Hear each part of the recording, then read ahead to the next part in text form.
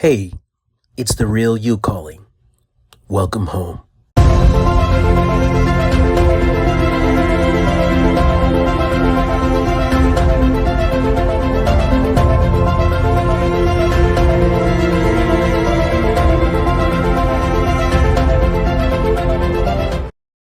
What would your life look like if you stopped second guessing yourself, stopped playing small, and finally broke free from the cycles that have kept you stuck? Well, that's what the Ignite Momentum Practicum is all about.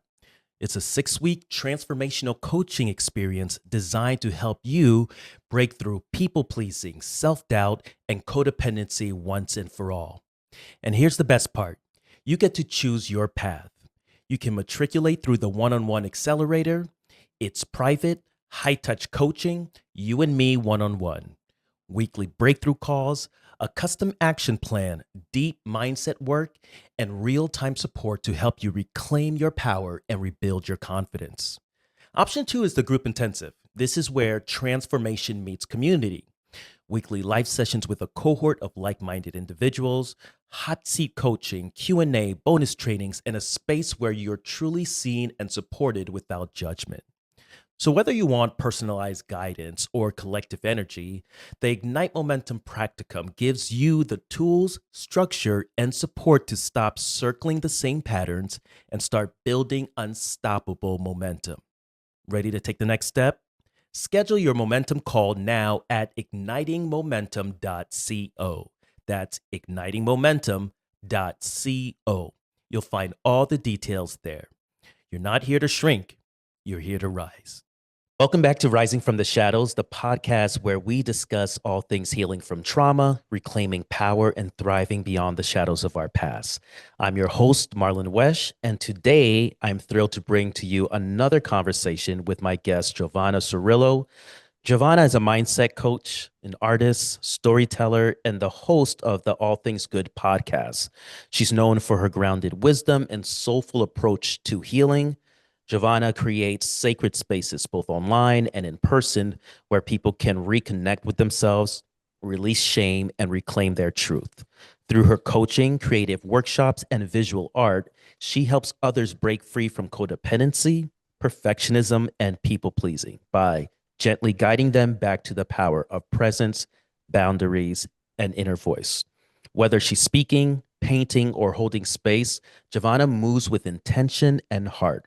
Her mission is clear: to heal the narrative and make room for stories that empower, liberate, and inspire. Jovanna, welcome to the show. Thank you, Marlon. Thank you so much for having me today. It's a great honor. I appreciate it. I have a signature keynote that I deliver, and I want to read the first paragraph to you because I think we have a lot in common. In my keynote, I say,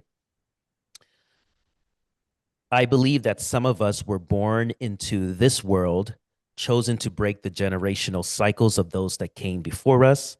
And for those of us who are, there comes a time when the call to live as we were meant to live becomes louder than the voices that for all of our lives have been screaming and clamoring to keep us in our place. That call is clear and that call is unmistakable because within it a courage is stirred up that you've never felt before or perhaps have suppressed for a lifetime. Mm. Now, in your guest intake for our interview today, you shared the following. There was a higher calling pulling at my soul, but fear of failure and judgment kept me stuck. I was afraid of being selfish, afraid that I'd be defined by my mistakes, until one day I made a decision to listen to that inner voice, that quiet yet powerful call. I started setting boundaries, healing from my past, and peeling back the layers of shame that held me captive. I began the journey of remembering who I really was without apology. Yes. There seems to be a common theme, a common initiation, if you will, that people like us experience in our awakening. Today, in your coaching, in your art, in your storytelling, you inspire people to reconnect with themselves. Can you describe the journey from the old version of Jovanna, who was chronically disempowered, to today's version that stands firmly in her power?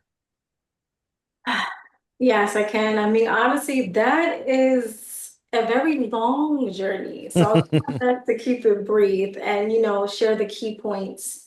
For me, when I finally woke up and I was like, hold on, I've been a people pleaser, I realized that I was a people pleaser for the majority of my life because we both know it's a trauma response from rejection, from shame, and things like that.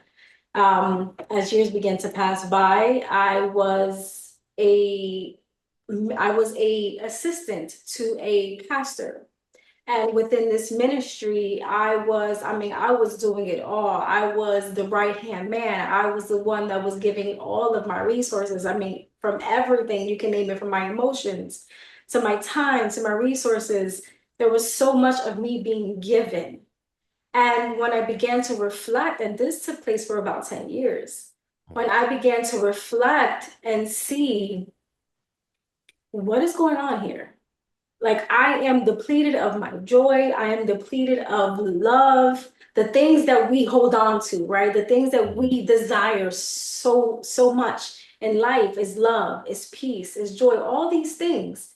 But then I start looking at my resources. I'm like, I've given so much of my time, my attention, my energy to these people to realize that at the end, I'm left with nothing. There is nothing that I can say that I left with. I mean, not to say that the relationship and the 10 years of my life were all bad because they weren't. I've learned a lot, I healed a lot.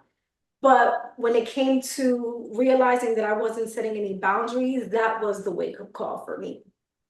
I began to really reflect and say, I've been giving too much. There was no point that I ever said no. I mean, ever. And when I did, it was, the guilt trip comes along. Yeah. Oh yeah, well, what do you mean? No, you're being selfish, and according to the Bible, we are called to, deny ourselves, and all these perspectives that are given, right? These narratives that are given. Until one day, I was just like, no, I'm gonna just start drawing the line. And I began to draw the line. And I began to say, you can no longer speak to me this way. I will no longer do everything that you are asking me to do. I began to ask questions. All these things started to happen. And the minute that I began to set my boundaries, it was like a whole new version of me started to come about. And it was almost as if like I was asking, who is this woman? Who is this woman that is speaking that I'm looking at? Whereas before, I had no identity. I could not find me. But when I began to say no and set my boundaries, it was as if I could finally see myself, if that makes sense. It Because does. when you think about boundaries, you're allowing enmeshment, you're allowing people into your space. But when you begin to set boundaries and detach, you begin to, there's nothing there, right? There's just me. And so that is the journey that I can say is where I began to say no. And it was like, okay, here I am. Here is Jovanna. Now let's start working with Jovanna. What does Jovanna like? What are the things that fire Jovanna up? What are my triggers? Where are my wounds? Where are all these things? I began to practice self-awareness. And I mean, honestly, I don't regret it. I don't regret saying no. Now I say no and I set my boundaries with no problem. Would you say that that over the course of the 10 years that you um lost yourself, or do you feel like you never knew to begin with who Giovanna was? Honestly, no. I had an idea of who she was. The only thing is that I did not like the programming that was embedded within her. Tell So tell me more about that. yeah, the programming was there was unbelief. I mean, there was a lot of abuse, there was a lot of abandonment, a lot of rejection. And so, though the creative, bold, Giovanna was there, she was still filled with some form of shame, some form of trauma. So, there was these moldings and these programs that began to form me. And when I got saved and went into Christianity, um, I started to find me again when it came to healing my trauma from my past, meaning from my mom, my dad, the rejection, the abandonment, and things like that. But to answer your question, I would say that that's a good question. I don't, because in a way I feel like we never really lose ourselves. We just forget. I agree. I agree with that. We Yeah. forget. And so somewhere along the line, I forgot who I was. Hmm. And it was not aligning with the old version, but not aligning with the current version. I had to kind of reprogram and renew and take the pieces of me, the versions of me that I liked, and leave the ones that I didn't to create Hmm. the version that I am now, if that makes sense. Yeah, it does. To this day on my phone, I have a very long iPhone note where I just started writing things. I think there are like three sections. Things that I liked, things that I am, things that I value, things I want to do, or something like that. Because I just, I remember being so creative always as a child, so curious, so full of life, very opinionated about things that I liked and things that I wanted. And then over time, I just kind of forgot what those things were. Um, One of the things that I talk about all the time is blueberry pancakes. I love blueberry pancakes. I like blueberry in anything, blueberry pancakes, blueberry muffins, blueberry scones. And when I started coming back to myself, I consumed a lot of blueberry stuff because that was like one of the things that came very quickly back to me of something that I thoroughly enjoyed. Um, but I had to do that practice and think like, oh, I like this. Oh, I like that. And then as I tried new things, I would add it to the list. And I still do that. I have random things like um, I like rugs. Like for me, a house is not a house unless there's area rugs in different places. I like antiquing. I like this. So I had to literally like do a deep dive into myself to figure that out. Um, Today, what are things that come up to your mind that are like, oh, I really like this about Jovanna? I'm very goofy. Honestly, like when you see me on maybe on my post and you think, oh, she's very serious. And I mean, maybe you don't, but I love the fact that I can be very joyful and just play around and bring light into a dark place. Like Mhm. I really just, and I love that about myself. And honestly, within those 10 years, I lost that. Yeah. I mean, I lost it where I would complete, like you would completely shut down. I would get in the rooms, I would be amongst people, and for some reason, my giftings, my words, my boldness, my love, my light would just dim down. Hmm. It was so weird.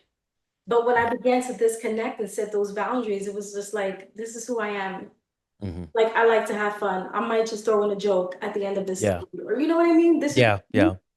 And that's one thing that I can say that I love about Jovanna, about myself. That resonates so much because in my state when I was like deeply disempowered, I developed like I wouldn't call it quite a stutter, but a hesitation in my words that I have never had. Everyone who knows Marlon knows that Marlon talks too much. Like that, I've never had any type of hesitation in communication. And I recall this time when it was the first time, and I don't know how many years that I was away from the environment that was keeping me so oppressed. And I was just by myself. I was at a conference. I was in my hotel room, and I'm similar to you. Like I'm just full of joy. I can't tell you how many times I've gotten in trouble for. I like to do impressions, like doing impersonations of people, and then they just like walk from the door behind me and stuff like that. So like I'm a silly, goofy a person as well. And I love to network. I love to kiss babies, shake hands, and all of that. And I remember being in my hotel room and being afraid to leave it for the networking hour, having no like this panic attack that's so unlike me. But that's what really really happened, where it just like drained all the uniqueness about me from me. So and today I'm so thankful that I've gotten that spark back. Um, it's undeniable that the least of them are very primed for overgiving, right? I'm talking about women, specifically Black women, women of color, the poor, the under resourced. we're taught that especially in faith-based communities, right? We're taught that it's a virtue to be overgiving. Why do so many of us find ourselves being loyal to everyone else except ourselves? And how do we break that cycle of overgiving? I think that we find ourselves being loyal because all of us want one thing, and that's love. We Yeah. want to be accepted. Our desire is to be accepted, to be loved. And I think that is our primary reason for being so overgiving. If this podcast speaks to you, if you're on the path of healing, reclaiming your voice, or just trying to piece together who you really are after surviving the unthinkable, I want to invite you into a space where you don't have to do it alone. Join our Facebook group created for survivors, cycle breakers, and people rebuilding themselves from the inside out. In there, we go deeper. Weekly prompts, live streams, raw conversations, and a whole lot of people who just get it. No pretending, no pressure, just truth, growth, and community. Search Rising from the Shadows, The Path to Reclaiming You on Facebook, or hit the link in the show notes to join the community. If this podcast speaks to you, if you're on the path of healing, reclaiming your voice, or just trying to piece together who you really are after surviving the unthinkable, I want to invite you into a space where you don't have to do it alone. Join our Facebook group created for survivors, cycle breakers, and people rebuilding themselves from the inside out. In there, we go deeper. Weekly prompts, live streams, raw conversations, and a whole lot of people who just get it. No pretending, no pressure, just truth, growth, and community. Search Rising from the Shadows, The Path to Reclaiming You on Facebook, or hit the link in the show notes to join the community. A lot of us are programmed through Western religion, Western, theology doctrines that, giving and serving until the end of you is the righteous thing to do. It's not. It's not the righteous thing to do. I think that for me, and my personal opinion, for someone to begin to break that off, I would say to start coming back home to themselves. First of all, of course, set the boundaries.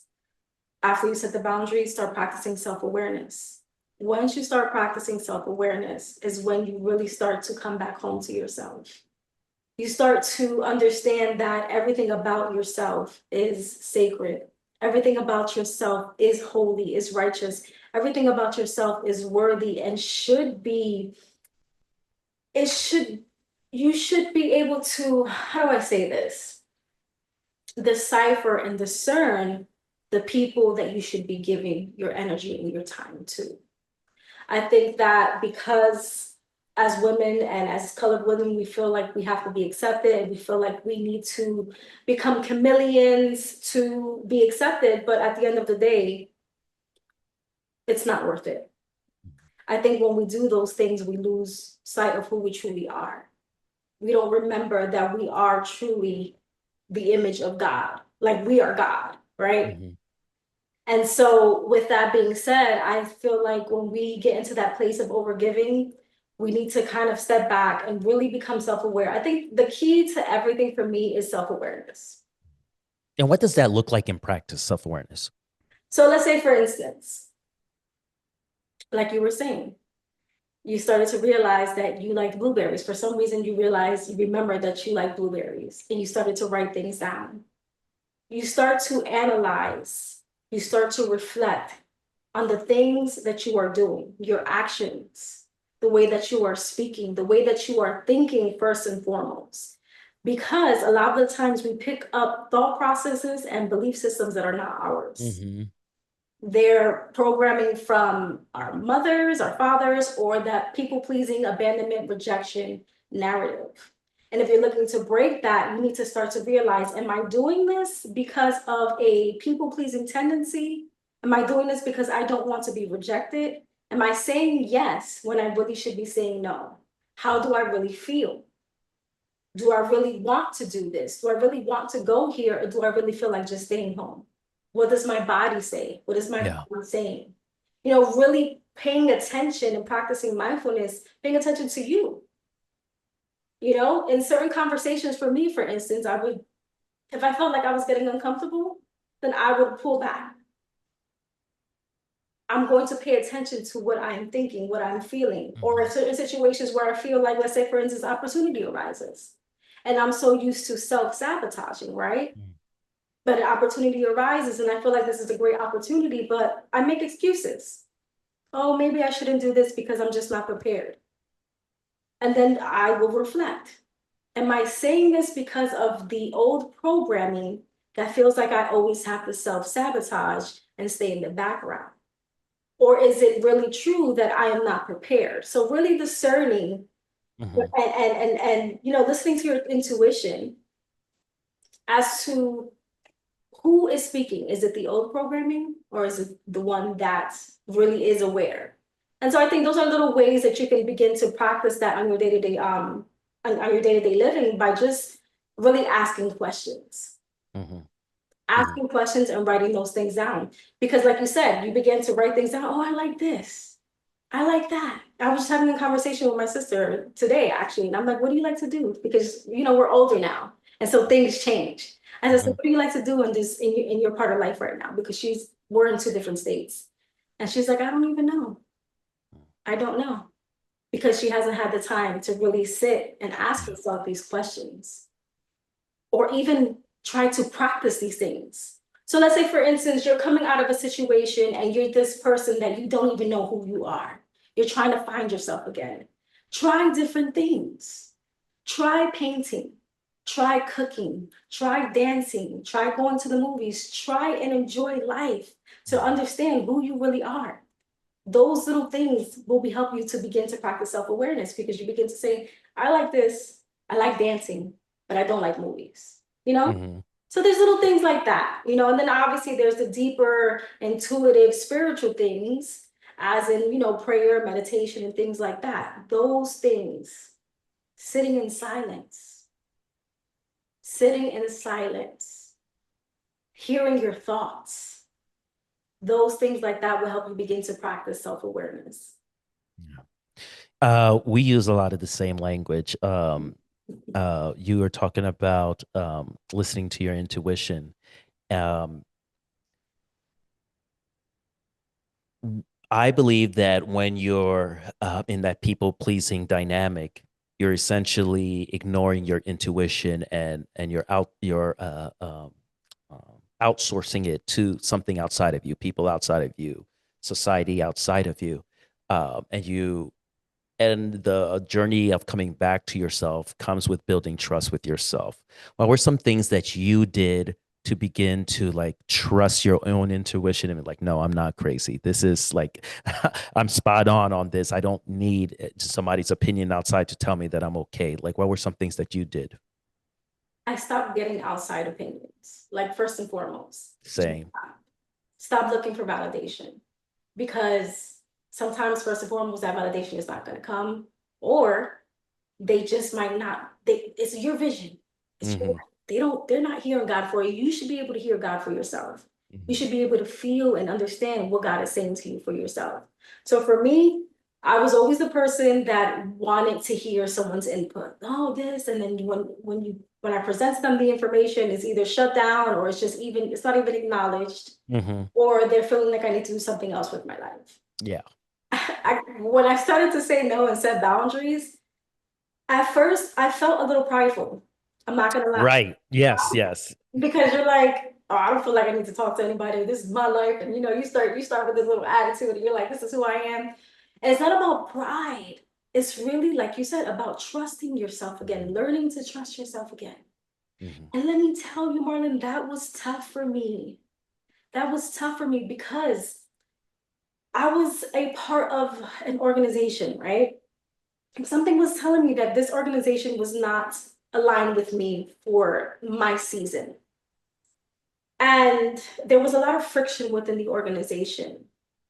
And when I pulled back from this organization, I began to realize that my intuition at that time was absolutely correct. They just weren't aligned for me. It always is. Right? It always is. And it's like, man. And so for me, what I began to do was stop questioning myself. Because somewhere along the line, there's going to be a confirmation that what I was feeling, what I saw, what I was thinking was actually correct. Mhm. And so learning to trust your intuition really is learning yourself, learning your body language. What are you feeling in the midst of that conversation?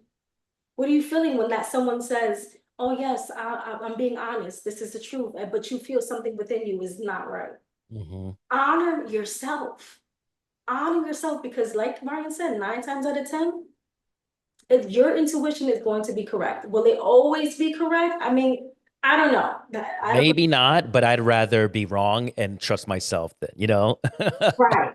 I'd rather trust myself and say no than say yeah and then regret it. Mm, mm.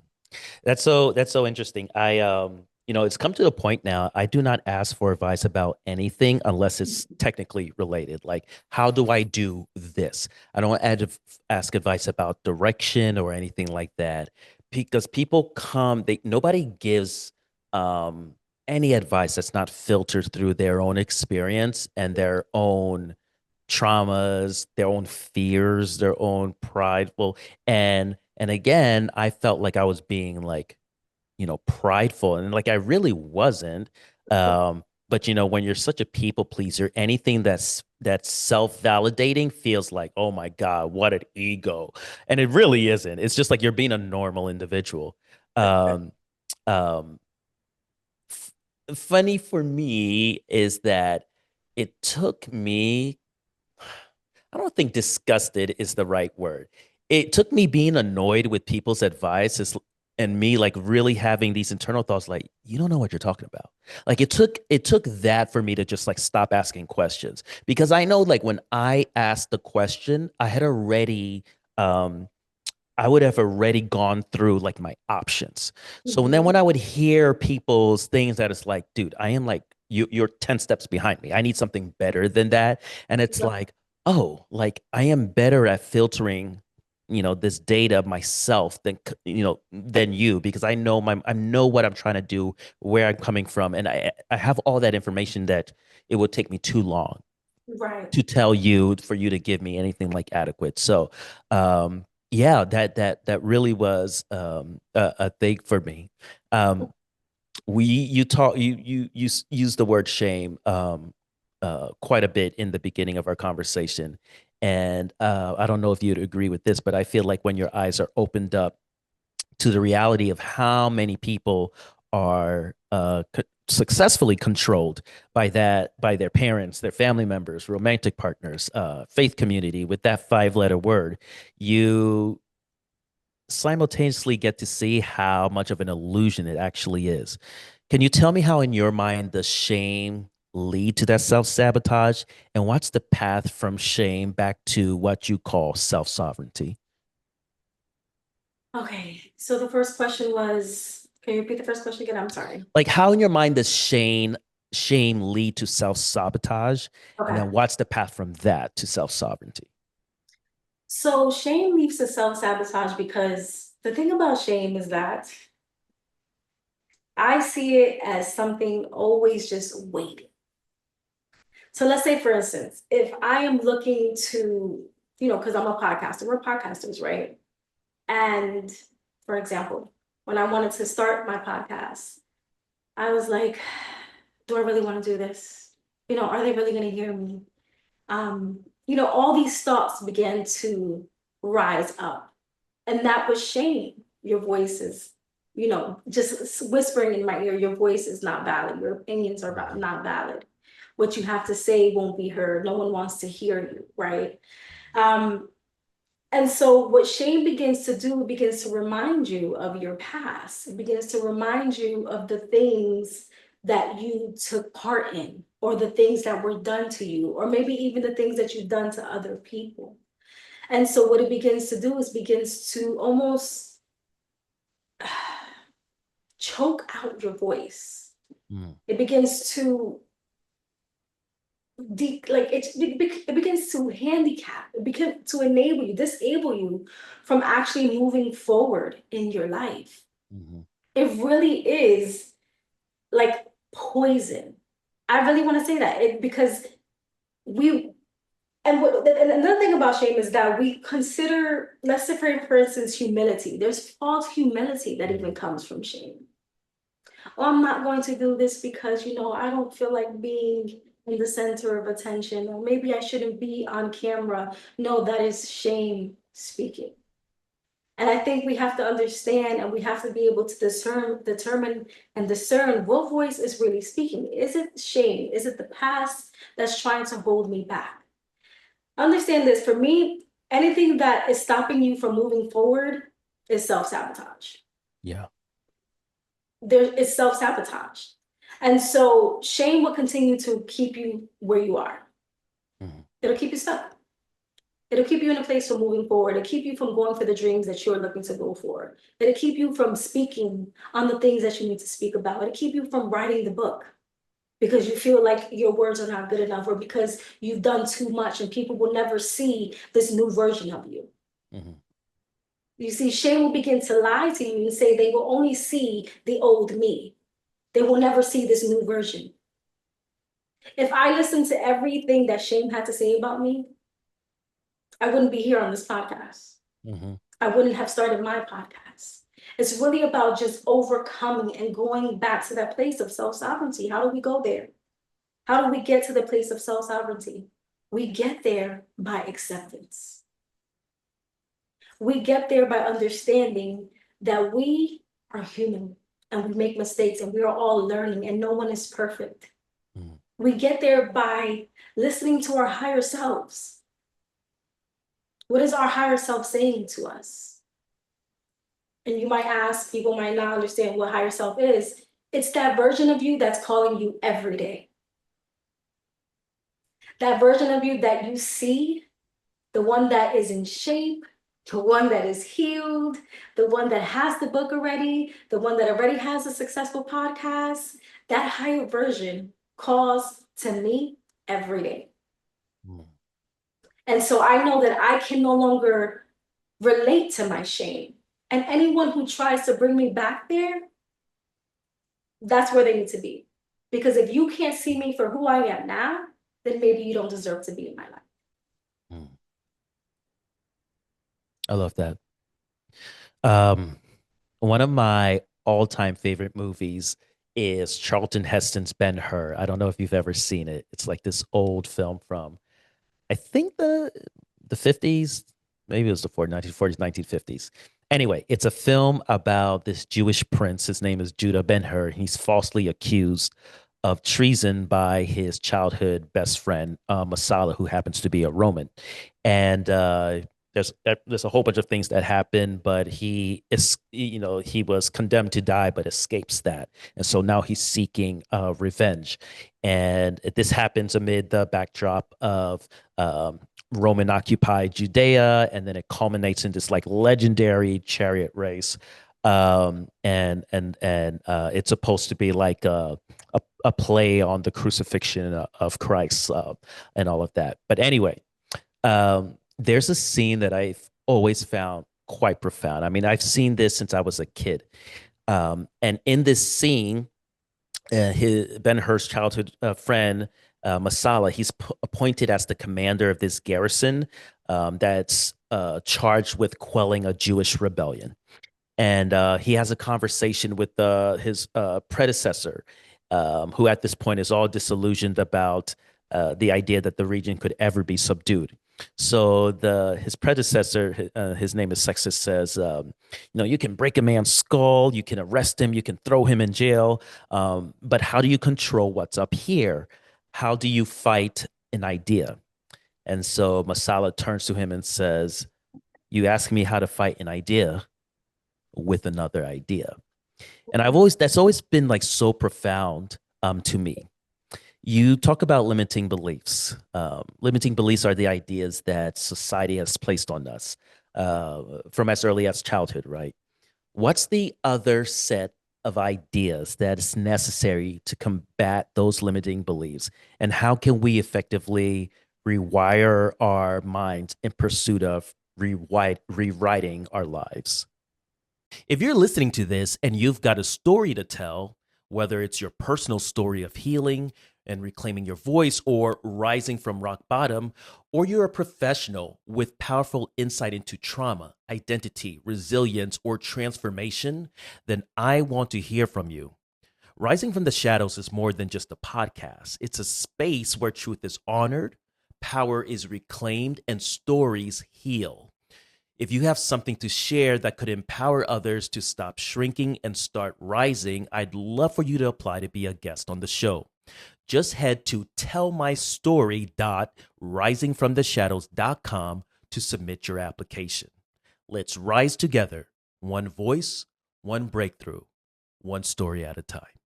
If you're listening to this and you've got a story to tell, whether it's your personal story of healing and reclaiming your voice or rising from rock bottom, or you're a professional with powerful insight into trauma, identity, resilience, or transformation, then I want to hear from you. Rising from the Shadows is more than just a podcast. It's a space where truth is honored, power is reclaimed, and stories heal. If you have something to share that could empower others to stop shrinking and start rising, I'd love for you to apply to be a guest on the show. Just head to tellmystory.risingfromtheshadows.com. I would say that the other narrative would be, so let's say, for instance, a limiting belief system is just that in itself, a system that is limited to a particular thought process. If you feel, let's say, the scarcity mindset, right? Because that's a lot of people's primary belief system, is that there's never enough, or there's lack, or I can never pay my bills on time. We're living from day to day, from check to check, and that's just the way that life is. The other side of that is there is enough for everyone. There is enough room to succeed for everyone. There's abundance everywhere, right? So we begin to combat our old process with a new process. And sometimes it's easier said than done, but it really is it's a daily habit that you have to do. For me, it was a daily process. It literally took me about 2 years. And because I wasn't consistent, and because I had so much trauma of scarcity, I had so much trauma of lack. That's when I came from, a fear of not having enough, or fear of succeeding even. There was so many fears that I had to combat this process every day. And there were times where I just gave up. I'm just like, I can't. I'm never going to make it. I had the victim mindset. And so we begin to change those narratives when we begin to understand that we are in control of our lives. That just because a thought comes about doesn't mean that it is actually true. It is just a thought. It is not a fact. And so when we begin to look at our thoughts objectively and not actually attached to those thoughts, then things will begin to change. Because again, not every thought is actually true. So A phrase I like to say all the time, like, says who? right, says who? Have the audacity to begin to challenge your thoughts. What is coming to you? What are the thoughts that are coming to you? If the thought is, I will never be able to finish this book, that's not true. Because if you practice day to day, even a sentence or 10 sentences or a paragraph a day, little by little, you will find yourself finishing that book. So we are only limited by our thoughts. But when we begin to apply actions that are contrary to those thoughts, is when things begin to move. And so I don't know if I answered the second part of your question. No, you did, and I agree, and I think there's also a there are like two shifts that I find that occur. The first shift, coming from limiting beliefs, is to thinking that everything is possible, or everything not possible. Everything will happen exactly as I think it will. And then, which is still scarcity, right? Thinking that there's nothing better that could possibly happen. And then there's the other part where it's like, this is what I want to experience, and I'm open to it happening some way differently that I haven't imagined it at a different time that I expected it. But knowing that if it's good for me, it's going to come to me in some way at some time. And that was like one of the key things for me to uh, fall in love with the process of being and letting go of the expectation of like, if this doesn't happen like this, then it's a failure or I'm a failure or, what I believe doesn't happen, etc. And those were like the two shifts that I had to take to kind of firmly get rid of my limiting beliefs. I don't know if you can relate to that. Definitely, yes, because we have this controlling, but we like to control as people. Mm-hmm. It's our ego. The job of the ego is to control or try to control the outcome of a situation. Mm-hmm. And you have to let go of that. Yes, Yeah. it is okay to see. I was going to mention the visualization. It's awesome to visualize what it may look like, Yeah.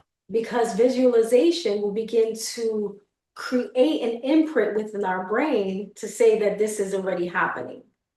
So the brain doesn't know the difference between what's happening and what's not happening. So if you begin to practice, let's say, a 5-minute visualization of, oh, I see myself going to Puerto Rico, or I see myself, living this amazing life, successful life, and you begin to visualize that, your brain begins to accept it as true. And so that's a way to begin to activate that faith within your system. But also understand, as Marlon said, it's not going to look exactly the way that you would like it to happen. Maybe it won't happen the exact time that you want it to happen, but the idea of it actually being there is amazing, Mm-hmm. because Mm-hmm. that's a possibility for something to come about. And so when you begin to see it and you begin to feel it and you begin to act towards this goal, this belief system, this new version of you, things begin to happen in your life. Yeah, yeah. You start taking inspired action, Yes. and that action reveals more information that you need. Maybe you need a pivot or what have you. Oh, Yeah. maybe I thought that I want this, and like, oh, I don't actually want to buy a beach house. I just want access to a beach house at any time I want. Maybe I don't need the bazillion dollars to buy the beach house. I just need to figure out how I can access da da da da. And so I think that's great. We could talk all day about scarcity because we just could talk all day because how it just kind of controls what you think is possible. It's definitely uh, uh, can throw your mind through a loop of like what you need to do, what is okay, what we think is settling, what is not settling, what's taking inspired action, what is moving from ego. That's like a conversation for another time. But like, yes, that that getting rid of shame and then getting rid of the idea of scarcity, I think are the two biggest things that you can do for yourself in that journey of self actualization. Um, I did want to mention one more thing, if you don't yes, mind. go ahead. For those who have suffered from scarcity, they have the toxic hustle culture mindset. Mm, Culture mindset. And so for me in particular, I grew up in a household where it was just my mom, and she operated a lot from her masculine, where she was working 2 or 3 jobs, she was coming home late. And so me being programmed by that type of lifestyle, I began to do the same. I began to work, work, work, and have this hustle culture, mentality, thinking that the more I work, money will come, or mhm, I will have the things that I want. But in reality, that did not take place. mhm, I mhm. was tired. Yeah, So I want your listeners to hear and understand that toxic hustle culture does not mean that there's going to be success. yeah, There's a healthy balance in life. Resting. I've learned, yeah. I have to tell you, Marlon, that when I began to learn how to rest, I mean, really rest and say, it's okay, Jovanna, to not do anything. Hmm. Coming from the lifestyle where I was being a servant to a pastor and everything was based off works. I had to do, and do, right? Coming out of that, I had to reprogram myself to say, it's okay to rest and just do nothing. for a couple of days and tried and remove that guilt because I felt like I had to be moving. But in reality, in those rest moments are the most powerful moments because you're It's not only okay, it's honestly strategic. It's like it's more than necessary. And I struggle with the same thing to this day, and I already know. I had a realization a couple years ago, and I mapped out. I know what I need to be at my like at my top performance. It's called CCR. I create, I connect with people, and I rest in that order. I have to do that. And sometimes I'll be working myself to death, and I'm like, oh, I've got this problem, and it's like I just need to take a nap. I take a nap. I wake up and it's like problem solved, like take a damn nap, go for a walk, it really it saves hours of busy work by just it taking a does. nap. And not for nothing, but that comes from people pleasing because Yeah. we're always working. We're working to, to do something or to achieve something or like me, love me, accept me. Rest. Don't do Yeah. anything. Yeah. Stop performing. Yeah. So yeah, rest is essential. Speaking of creating, out of the many things that you do, you're an artist, and I'd love to see more of your work. You have an abstract that I saw that's entitled "From Chaos to Clarity" that I find particularly compelling. Loved it. Awesome. Thank Um, yes, of course. What part has art played in reconnecting you to your true self? And do you have any suggestions on how an unartistically inclined person such as myself can lean into the arts to find healing and like, self-expression? Creativity is who I am, is who I've always been. And I neglected it for a long time. I really did push it aside. When I began to come back to myself, I began to really get back into the creativity with poetry, with painting, and helped me a lot in my process. The Chaos to Clarity was the first painting I did after I came out. Get out of Um, here. Yeah. yeah, when I came back to me. I And zeroed in on that work like immediately when I saw it. Yeah. thank you. And it was so crazy, Marlon, is because I had stopped painting for a long, long time. And then I picked up I picked up whatever materials I had, the acrylic, the texture, and I began to, and everything was so strategic. And I didn't like that. I'm like, no, I'm not a strategic. When it comes to painting, I flow. Mhm. And so that's where the chaos to clarity came because at one point I was just very strategic. And the other point I just got crazy. Yeah. I allowed my intuition to flow. And when I looked at it, I'm like, oh, it was chaotic, but it became clear. Okay, Yeah. we're I gonna mean go. the edges where it was just like dark, dark, dark, dark, and then flowed into the, like the negative space in the mid. Yeah, Yeah, I loved it. I thank loved you, it. thank Yeah. you. I truly do enjoy it. In regards to tapping into your creativity, creativity is just creating. So even if you're not a great artist, just doodle. I mean, there's so many forms of creativity. There's cooking. There's even I do love to cook. yeah. I Yeah. mean, who doesn't like a pretty plate? Mm. I love a pretty aesthetic plate. I mean, you can get creative with cooking. You Yeah. can get creative with drawing. There's so many forms of creativity. And I think that in order for you to find where you are, is just trying different things. And not every and going where the energy flows. So for instance, if there's days where I'm just feeling like I'm stuck and like I am not inspired to paint, I'll go into writing. I'll Mm. write some poetry. And so I think it's really about not thinking, right? It's that moment where we just stop thinking and we just allow flow. And whatever comes out, comes out. It doesn't have to be perfect. I mean, a lot of the times, I hate it. I was just saying it today. I hate wasting paint. But I do Mm. know that when it comes to painting, some things, sometimes it's just not going to look right. And I'm going to have to start all over again. But the feeling I get when I'm painting and I'm in that zone and I'm creating and spirit is moving, it's amazing. It's relaxing. And even though the result might not be what I expected, I still moved. I still move in that Mhm. creativity. So Mhm. find something that you are, drawn to at that season and point in your life or you can begin to, just let it flow. Don't overthink it, because again, creativity is not critical thinking, it's creation. It's being inspired by what you are feeling. It's being inspired by what you are hearing. What are you sensing? And if you see colors, then, pick those colors. A lot of my paintings come from visions. I have a lot of visions, and I'll be like, okay, I see this and I see that. And then I'll just, put it together. So yeah, I would say that when it comes to creativity, if you are not creatively inclined, we are. There's something. Mm-hmm. There's always something, and it's just about finding it, but also not overthinking it. I love that.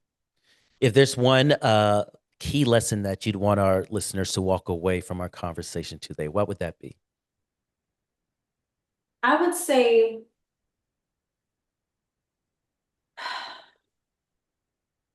my message is that there's no better feeling than being home. Everything that you are looking for, the love, the acceptance, the validation from outside of you, will never be enough unless you have it inside of you, unless it starts here. For me personally, in my journey, I had people telling me I was, creative, I had all these skills and abilities. But if I didn't believe that for myself, what would actually come about it? And so I started actually believing it, and I started to validate myself, and I started to accept myself, is when my life began to change. So I would say everything that you're looking for, you already have. It's within you. I love that. This conversation has been great, and I know our listeners are walking away with so much inspiration and insight. Where can listeners connect with you? Okay, so I do have a podcast called All Things Good. You can find me on Instagram. You can find me on Facebook, All Things Good as well. My artistry page is Jovanna_Surillo. That is where my poetry, my art is, and that's on Facebook and on Instagram as well. My website will be coming up soon, and yeah, that's it. Awesome, and we'll put that in the show notes for people to easily access it. But thank you so much for sharing your insights with us today. And to our listeners, thank you again for joining us on this episode of Rising from the Shadows. Please don't forget to subscribe, like, comment, and share. And if you can go on any platform that you're listening to your podcast on, go ahead and give us a 5-star rating. It helps us for people to find us. I greatly appreciate that. And remember, as always, that healing isn't the absence of shadows. It's learning to thrive in your own light. So rise today, rise tomorrow, and rise always, because the shadow doesn't stand a chance. Take care. If you're an event organizer, HR leader, or educator looking to bring a powerful voice to your stage, someone who speaks truth, ignites momentum, and empowers your audience to rise above what's held them back, then I want to talk to you. My keynote, Rising from the Shadows, is more than a talk. It's a transformative experience that shows people how to stop shrinking, start healing, and stand fully in their story. I've lived it, I teach it, I walk people through it. So if you're building a lineup of speakers who don't just talk but move people, head over to marlonwesh.com to create something unforgettable for your audience.